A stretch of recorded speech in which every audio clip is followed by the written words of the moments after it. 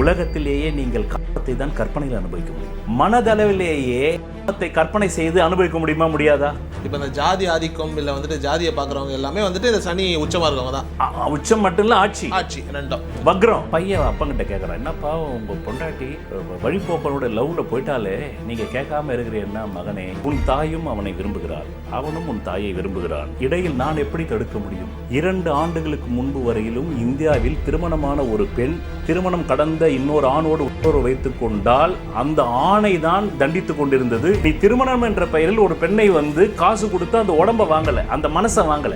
நீங்க 2 பேரும் திருமணம் என்ற வாழ்க்கைக்குள்ள போலான்றதுக்கு ஒரு ஒப்பந்தத்துல வரீங்க. அந்த ஒப்பந்தம் எங்க முடிஞ்சாலுமே அவ போயிட போறா அவனை விட்டு. 2000 வருஷத்துக்கு முன்னாடி நபிகள் என்ன சொன்னாரோ நான் அதை தான் கேட்பேன். 2000 வருஷத்துக்கு முன்னாடி இயேசு என்ன சொன்னாரோ நான் அதை தான் கேட்பேன். இந்துவா இருந்தான்னு வச்சுக்கோங்க, 2500 வருஷத்துக்கு முன்னாடி ஆதிசங்கரர் என்ன சொன்னாரோ அப்படித்தான் நான் தண்ணி குடிப்பேன். ஆதிசங்கரர் தண்ணி எப்படிதான் எடுத்து இப்படி ஊற்றி இப்படி குடிச்சிட்டு இப்படி வைக்கணும்னாரு, நான் அப்படி தான் பண்ணுவேன். அதில் மாறி இந்த விரல் இப்படி கூட வராது. ஒரு ஜாதகத்தில் சனி உச்சமாயிட்டான்னா அவன் தான் வலதுசாரி. உங்கள் வாழ்க்கையில் விடை காண முடியாத கேள்விகளுக்கு விடை சொல்ல வருகிறார் The one and only Hattrick Success Astrologer in India. ஜோதிட சத்குருஜி மெஹரு தன் சுய ஜாதகத்தின் மூலம் விழிப்புணர்வு பெற்ற ஒரு மறைபொருள் ஞானி. ஒரு மனிதன் வாதி ஆக வேண்டும் என்றால் அவன் ஜாதகத்தில் சனி முதலில் வலுப்பெற வேண்டும். அப்பதான் சனி, இன்னொன்று தெரியுமா உங்களுக்கு, சனிக்கு ஜோதிடத்தில் என்ன சொல்லுதுன்னா நிசி காலத்து பிதா. நிசின்னா என்ன? நிசின்னா வந்து இருள். அப்படி என்றால் சூரியன் இந்த பூமியில் ஒளி பாய்ச்சாத போது, அப்படி என்றால் சூரிய நட்சத்திரமே அந்த நெபுலாக்கள் தோன்றாத போது இந்த பூமியே இல்லை. இந்த பூமியே வந்து அந்த பிக் பேங்க்ல இருந்தா வந்துதா அறிவியல் சொல்லுது. அப்படின்னா பூமியே இல்லை. இந்த பூமியே இல்லாத போது ஒரு டோட்டல் பிரபஞ்சத்தில் ஒரு இருள் சூழ்ந்திருக்கும்ல, அந்த இருள் காலத்தில் என்ன நடந்ததுன்ற விஷயமும் சனிக்கு தெரியும்ன்றான். ஓகே, அப்படின்னா என்ன அர்த்தம்? இந்த சூரிய குடும்பம் தோன்றுவதற்கு முன்பே இந்த பிரபஞ்சத்தில் என்ன விஷயங்கள் எக்ஸிஸ்டன்ஸில் இருந்தது, இருப்பியல்ல இருந்தது, அந்த தகவல் கூட அவனுக்கு அறியுமா. யாருக்கு அறியுமா? அந்த அளவுக்கு பழமைவாதின்றான். ஒரு ஜாதகத்தில் சனி உச்சமாயிட்டான்னா அவன் தான் வலதுசாரி. ஏன்னா பழமைவாதியில சனி. 2000 வருஷத்துக்கு முன்னாடி நபிகள் என்ன சொன்னாரோ நான் அதை தான் கேட்பேன்.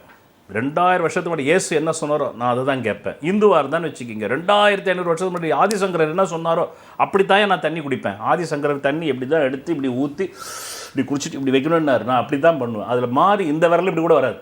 இப்போ இந்த ஜாதி ஆதிக்கம் இல்லை வந்துட்டு ஜாதியை பார்க்குறவங்க எல்லாமே வந்துட்டு இந்த சனி உச்சமாக இருக்கவங்க தான். உச்சம் மட்டும் இல்லை, ஆட்சி ரெண்டும் வக்ரம். ஓகே, வக்ரமும் ஆட்சி, உச்சம், வக்ரம், பிறகு வந்து மூலத்திரிகோணம், பிறகு அம்சத்தில் ஆட்சி, உச்சம், வக்ரம். தன்னுடைய மத பிடிப்பை விட்டு கொடுக்க மாட்டான் சனி. சொந்த பிள்ளையா இருந்தாலும் கொள்றான், சொந்த புள்ள தான் கொள்றான் அவனை. இந்த ஆணவ கொலை அது இது எல்லாம் சனி. அதனால தானே அவனை சூத்ரன்றான். இதே குரு உச்சம் ஆயிடுச்சுன்னு வைங்க, உபனிஷத்தில் ஒரு கதை ஒன்று வருது. இது குரு உச்சமான கதை சொல்கிறேன். உபனிஷத்திலிருந்து ஒரு கதை வருது. பகவான் ஓஷோ சொல்லுவார், இந்த உலகத்தில் இருக்கக்கூடிய எல்லா மறைப்பள்ளிகள், இப்போ பள்ளிவாசல் தான் பேர், தர்கா கூட. காரணம் அங்கே போய் கற்றுக்கணும், நீ அங்கே இருக்கிற வந்து ஒரு அறிவை கற்றுக்கணும். மறைப்பள்ளின்றது மிஸ்டிசம். நான் எல்லா மறைப்பொருள் பள்ளிகளுக்கும் போயிருக்கிறேன். அங்கே வந்து என்ன கற்றுத்தராங்கன்றதை பார்க்கறது. ஆனால் அது அத்தனையும் பார்த்துட்டு 1,50,000 புக்கும் படிச்சுட்டேன் நான். அந்த 1,50,000 புத்தகமும் குப்பை. அந்த மறைப்பள்ளிகளில் கற்றுக் கொடுக்குறதும் குப்பை. ஆனால் இந்த பூமியிலேயே தூய்மையான ஒரு நூல் இருக்குதுன்னா அது உபனிஷதம்னு சொல்கிறாரு. ஏன்னா உபனிஷத்து முனிவர்கள் எங்களுக்கு கடவுள் யார் என்று தெரியாதுன்னு சொல்கிறாங்க. மற்ற எல்லா மதமும் எங்களுக்கு கடவுள் தெரிஞ்சிடுச்சுன்னு சொல்லுது. இஸ்லாமும் தெரிஞ்சிடுச்சுன்னு சொல்லுது, இந்துவும் தெரிஞ்சிடுச்சுன்னு சொல்லுது, கிறிஸ்துவும் தெரிஞ்சு சொல்லுது, பௌத்தமும் தெரிஞ்சிடுச்சுன்னு சொல்லுது, சமணமும் தெரிஞ்சிடுச்சுன்னு சொல்லுது. உபனிஷத்து முனிவர்கள் மட்டும்தான் எங்களுக்கு கடவுள் யார் என்று தெரியாது. எங்களுக்கு தெரிய வேண்டிய அவசியமும் இல்லை. எங்களுக்கு இருப்பியல் போதுமானது, இந்த பிரபஞ்சம் போதுமானது, இந்த சூரியன் போதுமானது, நவ கிரகங்கள் போதுமானது, கண்களால் நாங்கள் பார்க்கின்ற பொருளே எங்களுக்கு போதுமானது, கண்களுக்கு அப்பால் உள்ள விஷயங்களை நேர்மையாக எங்களுக்கு தெரியாது என்று சொல்கிறது. ஆனால் மற்ற அனைத்து மதங்களும் நேர்மையற்ற முறையில் எங்களுக்கு தெரியும் என்று சொல்கிறது. அதனால் அவர் சொல்றாரு, அந்த உபனிஷத்திலிருந்து ஒரு கதை ஒன்று சொல்ற பாருங்க. இதே குரு உச்சம் பெற்றார். ஒரு பேரழகான பெண்ணு, அந்த பேரழகான பெண்ணினுடைய இந்த கதை எதுக்குன்னா ஈகோலெஸ். மேலும் உன்னுடைய விந்து சக்தி உருமாற்றம் பெற்று கீழ்நோக்கி செல்வதை விட மேல் நோக்கி செல்கிறது என்பதற்கான உதாரணம். அப்படி மேல் நோக்கி செல்லும் போதுதான் நீ தன்னை அறிந்தவனாக மாறுகிறாய். அதுக்காக நம்ம பம்ப் செட்டு வச்சு மாஸ்டர்பேஷன் பண்ணி பக்கெட்டில் விந்துவை ஊற்றி ஏற்றுறது கிடையாது. நிறைய பேர் அப்படி நினச்சிப்பான். உலகத்திலேயே நீங்கள் காமத்தை தான் கற்பனையில் அனுபவிக்க முடியும். இப்போ நீங்கள் ஒரு நல்ல பிரியாணி சாப்பிட்டீங்க, ராவுத்தர் பிரியாணி அப்படின்னா வயிறு ரொம்பாது. ராவுத்தர் கடைக்கு போய் பிரியாணி 100 ரூபாவோ 200 ரூபாவோ கொடுத்து சாப்பிட்டா தான் வயிறு ரொம்பும். ஆனால் நீங்கள் மனதளவிலேயே காமத்தை கற்பனை செய்து அனுபவிக்க முடியுமா? முடியாதா? முடியும். கற்பனை செஞ்சவன் அந்த பெண்ணோட நான் லவ் பண்ணுறேங்கன்னொடனே உங்களுக்கு டெம்டேஷன் வந்துடும். பென்னிஸில் நான் வல்கராக பேச நினைக்கக்கூடாது. அப்போ தான் வந்து இதை பார்க்குற ஆடியன்ஸுக்கு புரியும். மறைச்சி பேசுறதுக்கு இது நாம் பேசுறது அறிவியல். அப்போது கற்பனையில் காமத்தை அனுபவிக்க முடியும். ஆனால் கற்பனையில் கோடீஸ்வரன் ஆக முடியாது. கற்பனையில் நீங்கள் டாடா பிர்லாவாக முடியாது. கற்பனையில் அம்பானி அதானி ஆக முடியாது. ஆனால் கற்பனையில் நீங்கள் ஒரு பொண்ணோடு புரட்சிக்கும் கூடிய இன்பத்தை அனுபவிக்க முடியும். அவங்க சொன்னது அந்த காமம் என்ற கற்பனையை தான் தண்டவரத்தில் சொன்னாங்களே தவிர நீ வந்து மாஸ்டர்பேட் பண்ணி விந்து பக்கெட்டில் ஊற்றி பப் செட்டு வச்சு ஏற்றணும்னு சொல்லலை. அதனால தான் மேற்கத்தியவர்கள் எல்லாருமே வந்து அடிச்சிட்டான் நம்முடைய யோக சாஸ்திரங்களை. இவனாட வந்து மாஸ்டர்பேட் பண்ணி பக்கெட்டில் ஊற்றி எப்படா வந்து தண்டவரத்தில் ஏற்ற முடியும்னா காமம் என்ற அந்த கற்பனையை ஏற்றணும். அதுதான் மெடிடேஷன். உண்மையிலேயே மெடிடேஷன் வந்துடுச்சுனாக்கா உங்களுக்கு வந்து காமமே தேவைப்படாது. அப்போ இந்த உபனிஷத்து முனிவர் கதையில் கிராமத்தில் திண்ணை இருக்கும். அந்த திண்ணையில் பேரழகான கணவன் மனைவி 15, 16, 18 வயசு பையன் உட்காந்துருக்கான். அப்போது அந்த வழியாக வந்து ஒருத்தன் போனால் இந்த பேரழகான பெண்ணை பார்த்த உடனே அப்படியே காமத்தில் விழுந்துடுறான். லவ் பண்ணுறான். இந்த பொண்ணு அவனை லவ் பண்ணி அவன் கூட போயிடுது. பையன் அப்பங்கிட்ட கேட்குறான், என்னப்பா உங்கள் பொண்டாட்டி வழிபோக்கனோட லவ்வில் போயிட்டாலே நீங்கள் கேட்காம இருக்கிறேன்னா மகனே, எனக்கு மனிதர்களுடைய மனங்களின் பலவீனம் தெரியும். உன் தாயும் அவனை விரும்புகிறாள், அவனும் உன் தாயை விரும்புகிறான். இடையில் நான் எப்படி தடுக்க முடியும்? இது உபனிஷத்தில் வர கதை. 2 ஆண்டுகளுக்கு முன்பு வரையிலும் இந்தியாவில் திருமணமான ஒரு பெண் திருமணம் கடந்த இன்னொரு ஆணோடு உடலுறவு வைத்துக் கொண்டால் அந்த ஆணை தான் தண்டித்து கொண்டிருந்தது இந்திய ஐபிசி சட்டம். ஆனால் பெண்ணை தண்டிக்கவில்லை.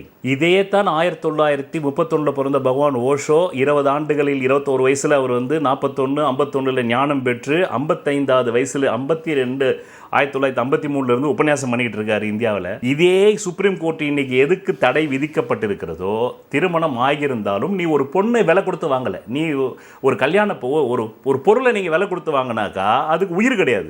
அது இன்னொரு ஆணை விரும்பாது. ஒரு பெண் என்பவள் ஒரு பொருள் அல்லன்னு ஓஷோ சொல்றாரு. நீ திருமணம் என்ற பெயரில் ஒரு பெண்ணை வந்து காசு கொடுத்து அந்த உடம்பை வாங்கலை, அந்த மனசை வாங்கலை. நீங்க 2 பேரும் திருமணம் என்ற வாழ்க்கைக்குள்ள போலான்றதுக்கு ஒரு ஒப்பந்தத்தில் வரீங்க. அந்த ஒப்பந்தம் எங்க முடிஞ்சாலுமே அவ போயிட போறா அவனை விட்டு. அப்படி இருக்கும்போது திருமணமான ஒரு பெண்ணோ திருமணமான ஒரு ஆணோ இன்னொரு வேற்றொரு ஆணோடைய பெண்ணோடைய உடலுறவு வைத்துக் கொண்டால் இதில் சட்டம் எப்படி உள்ள வரும்னு கேட்டாரு. ஆனா அவர் மீது எல்லாரும் சேர்த்த வாரி அடிச்சாங்க. ஒரு மதவாதியா இருந்துகிட்டு இவர் இப்படி பேசலாமா?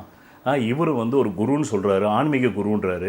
ஏன் கலாச்சாரம், இந்திய கலாச்சாரம் என்ன, பாரம்பரியம் என்ன, பாரத தேசம் என்ன அப்படின்னா பஞ்சபத்தினி பாஞ்சாலி எப்படி வாழ்ந்தா? 5 புருஷனோட ஒரு பொண்ணு எப்படி வாழ்ந்தா? அவள் தான் தாய் வழி சமூகத்தின் கடைசி பெண். இப்போ 53 ஓஷோ என்ன சொன்னாரோ அது கிரைம்னு சொன்ன இதே ஐபிசி காலப்போக்கில் இன்னைக்கு நேற்று கூட ஒரு வீடியோ உங்களுக்கு அனுப்பிச்சேன், பாலிமர்லேருந்து வந்தது.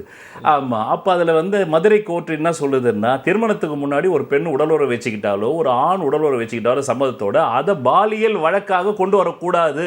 அதனால் இந்த வழக்கை தள்ளுபடி செய்கிறேன். ஏன்னா காலம் போகிற போக்கில் எல்லாம் மாறிடுச்சு. ஸோ உங்களோட வேல்யூ சிஸ்டத்தை நீங்கள் தான் மாற்றிக்கணுமே தவிர பழமை மாதத்தில் இருந்தீங்கன்னாக்கா. அதனால் இப்போ அந்த பொண்ணு கல்யாணத்துக்கு முன்னாடி வந்து 2 பேரும் கன்சர்ன் செக்ஸ் வச்சுக்கிட்டு விரும்பி செக்ஸ் வச்சுக்கிட்டு இன்றைக்கி அவன் கல்யாணம் பண்ணிக்க மாட்டான்னா அவன் மேலே வந்து பாலியல் செக்ஸுவல் ஹராஸ்மெண்ட் கேஸ் கொடுக்குறா. அதை தள்ளுபடி பண்ணணும்னு அந்த ஆண் போகிறான், தள்ளுபடி பண்ணிட்டார். ஏன்னா நீங்கள் விரும்பி தான் வச்சுக்கிட்டீங்க. இப்போ கல்யாணம் பண்ணிக்கலன்றதுக்காக நான் வந்து செக்ஸுவல் ஹராஸ்மெண்ட் கேஸில் அவனை பக் பண்ண முடியாது அப்படின்னு இன்னைக்கு சொல்லுது. இதைத்தான் 50 ஆண்டுகளுக்கு முன்னாடி ஓஷோ சொன்னார், 75 ஆண்டுக்கு முன்னாடி ஓஷோ சொன்னார். அவர் மேலே சேர்த்தவரை அடித்தாங்க.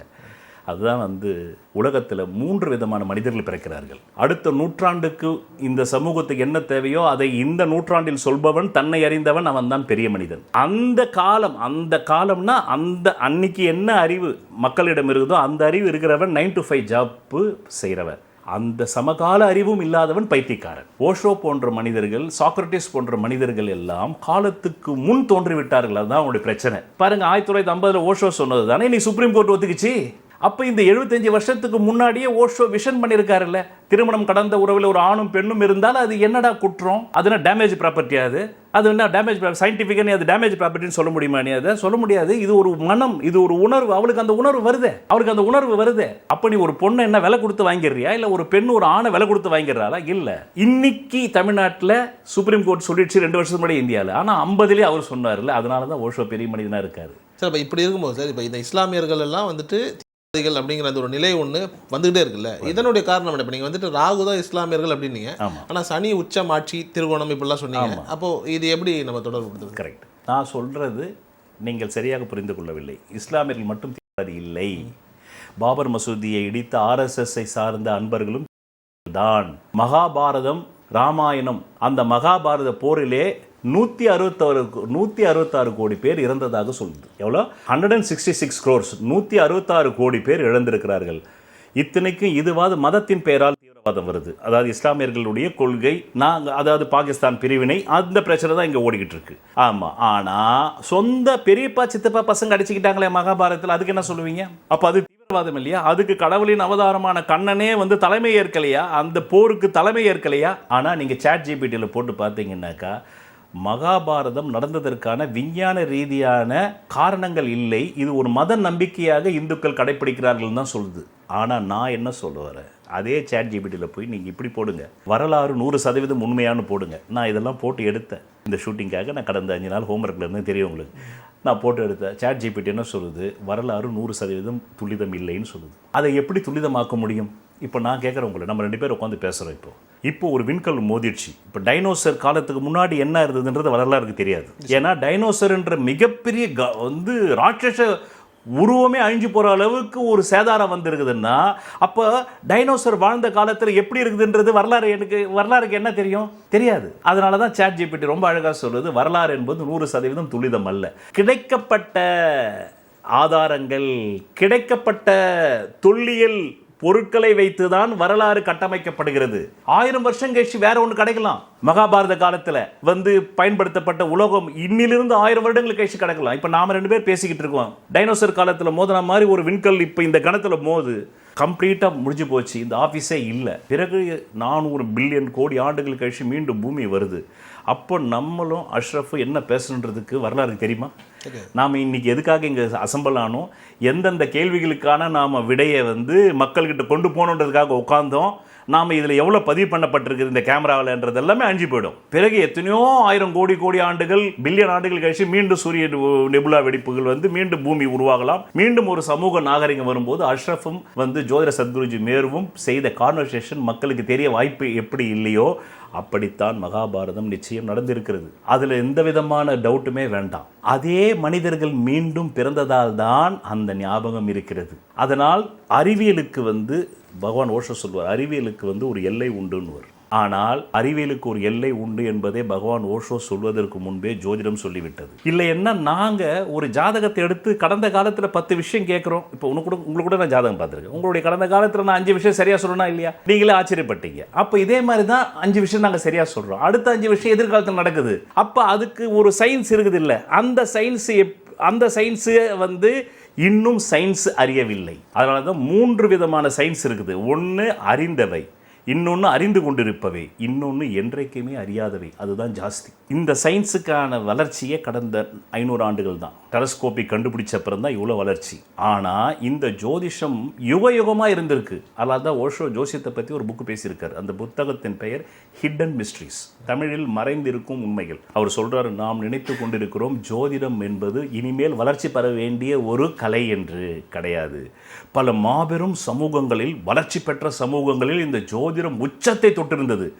ஆனால் போர்களின் வாயிலாகவும் டைனோசர்கள் எப்படி விண்கற்கள் பூமியின் மீது மோதியதாலும் அவையெல்லாம் அழிந்து போனது. ஆனால் இன்று இருக்கும் இந்த ஜோதிடம் எச்ச சொச்சம். அதனால தான் என்னுடைய பதிவு கீழே கூட சார் நீங்கள் ஜோசியத்தை பற்றி ரொம்ப கம்மியாக பேசுகிறீங்க, 10% பேசுகிறீங்க, மற்ற உலக விஷயங்கள் 100% பேசுகிறேன்னா நான் 90% ஜோசியம் தான் பேசுகிறேன்.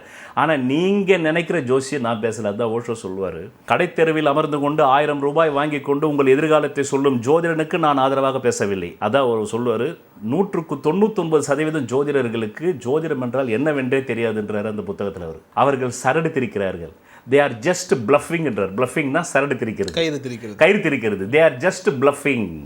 99% of astrologers are just bluffing. They don't know what is astrology. Only 1% of astrologers know what is astrology. அவங்க ஜோதிடத்தின் அடிப்படையை கற்றுக்கொண்டதால் மட்டும் பேசவில்லை, அந்த ஜோதிடத்தையே கற்றுக்கொள்ளவில்லை என்றாலும் தங்களுடைய உள்ளுணர்வால் அவர்கள் எதிர்காலத்தை சொல்ல முடியும். அப்படித்தானே ரிஷிகள் சொன்னாங்க. இதை உருவாக்கினவங்களே உள்ளுணர்வில் தானே இதை உருவாக்கினாங்க. டெலஸ்கோப் இல்லாத போது, அதுக்கப்புறமா உங்களுக்கு சேட்டலைட் இல்லாத போது எப்படி கரெக்டாக சொன்னால் ஒவ்வொரு அந்த இன்னைக்கு ஒன்றுமே இல்லை. ஹியூமன் எப்படி கேட்டகரி பண்ணுதுன்னா சயின்ஸு CHNOPS இதுதான் உங்கள் உடம்புல இருக்குது. Carbon, CH hydrogen, CHN nitrogen, carbon, hydrogen, nitrogen, oxygen, phosphorus, sulphur. இந்த 6 உலோகங்களால் ஆனவன் தான் மனிதன் என்று அறிவியல் சொல்கிறது. இந்த 6 உலோகங்களும் சூரிய குடும்பத்தில் இருப்பதாக வானசாஸ்திரம் சொல்கிறது, நாசா சொல்கிறது. இதே 6 உலோகங்கள் பிரபஞ்சத்தில் எல்லா நெபுலாக்களிலும் எல்லா நட்சத்திரங்களிலும் இருக்கிறது. இப்போ சூரியன் எடுத்துக்கிட்டீங்கன்னா அதில் தான் hydrogen, helium, 90% of hydrogen and helium தான் அதில் இருக்குது. நம்ம மனித உடம்புலையும் ஹைட்ரஜன் இருக்குது. அதனால தான் சூரியன் ஆத்மகாரகன்னா. அதனால் ஜோதிடமும் பொருட்களோடு தான் பேசுகிறது, பொருள் அல்லாதவற்றை பேசவே இல்லை. சூரியன் உச்சமாக இருந்தால் உன் உடம்புல ஹைட்ரஜன் அதிகமாக இருக்குன்னு அர்த்தம். சந்திரன் உச்சமாக இருந்தால் உன் உடம்புல சிலிக்கான் அதிகமாக இருக்குன்னு அர்த்தம். புதன் உச்சமாக இருந்தால் பாஸ்பரஸ் அதிகமாக இருக்குன்னு அர்த்தம். அப்போ இந்த CHNOPS என்ற இந்த carbon, hydrogen, nitrogen, oxygen, phosphorus, அப்புறமா சல்ஃபர், இந்த 6 உலோகங்களால் ஆனவன் தான் மனிதன். சொல்வதெல்லாம் பலிக்கும் அபூர்வ வாக்கு சக்தி பெற்றவர் மெஹ்ரு அவர்கள். உங்கள் வாழ்க்கையில் பணம், புகழ், பதவி, திருமணம், குழந்தை பேறு, உயர்கல்வி, வெளிநாட்டு யோகம், கலைத்துறையில் வெற்றி, அரசியலில் வெற்றி போன்ற இன்னும் எண்ணற்ற உங்கள் வாழ்வின் கேள்விகளுக்கு ஒரு மனிதன் அவன் ஜாதகத்தை எப்படி அறிந்து கொள்வது? கான்டாக்ட் ஜோதிட Sadguruji Mehru. Address Quality Complex, first floor, new number 45, wall number 12, Arunachalam Road, Saligramam, Chennai 93. Phone 044237607772. Contact 9952959962, 98409 57612. Website www.srimeheru.org.